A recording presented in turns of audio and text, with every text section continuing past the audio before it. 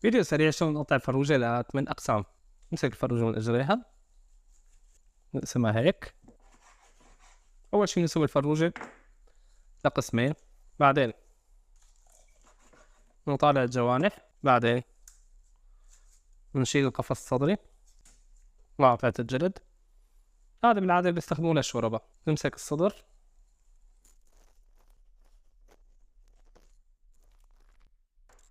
ضربة صغيرة،